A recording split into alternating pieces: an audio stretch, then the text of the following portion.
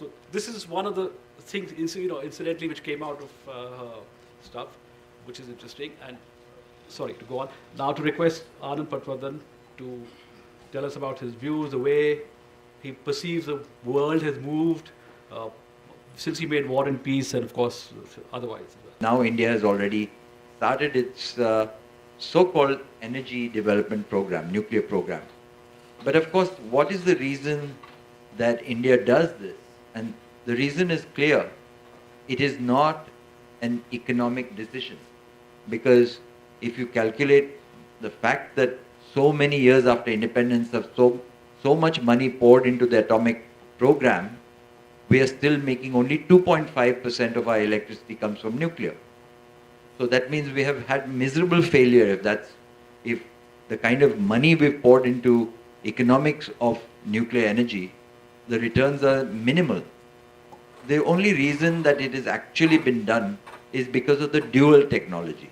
Because in the name of nuclear energy, we actually were developing the possibility of making nuclear bombs. Of course, we didn't announce that in the 50s. In 1974, when Indira Gandhi did its test, and that's when I was 24 years old, and I remember writing a letter in the Times of India against this nuclear test. It was the only critical voice that was there that I could find in the whole country.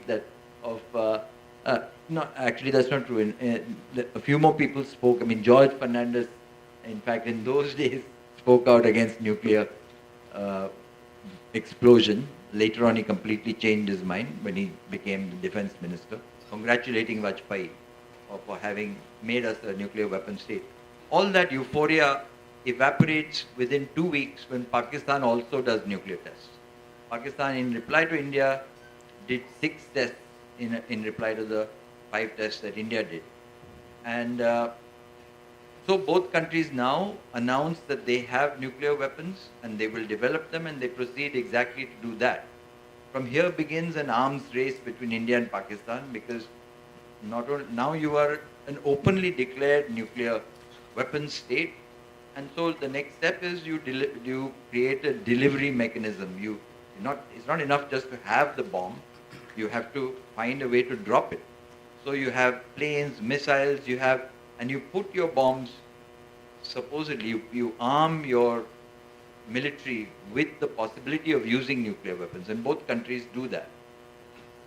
Anyway, so 1998 I started to make War and Peace.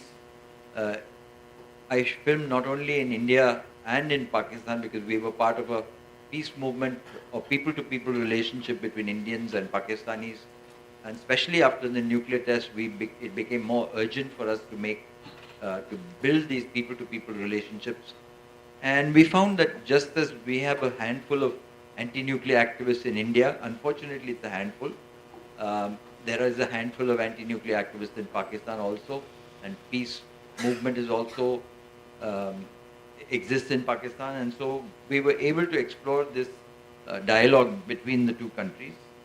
I'll come to another point. We found that as we went and we did a Padyatra from Pokhran to Sarnath, walking for 3 months to get there, spreading the anti-nuclear message and a peace message. Similarly, you don't have the ground picture, what happened in Iraq during the Iraq war. You don't know what those bombs that the Americans used did, or in Afghanistan. So this is a common story, that those images have been censored.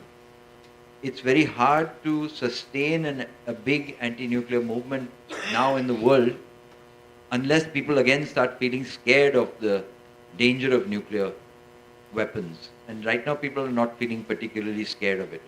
Talibani or someone in Pakistan, you don't believe him if he says, I'm not going to use it first. So if you have a Narendra Modi saying, I won't use it first, they might not believe him either. Because the track record doesn't say that he won't use it. So the point is that this is the instability that we are going to face.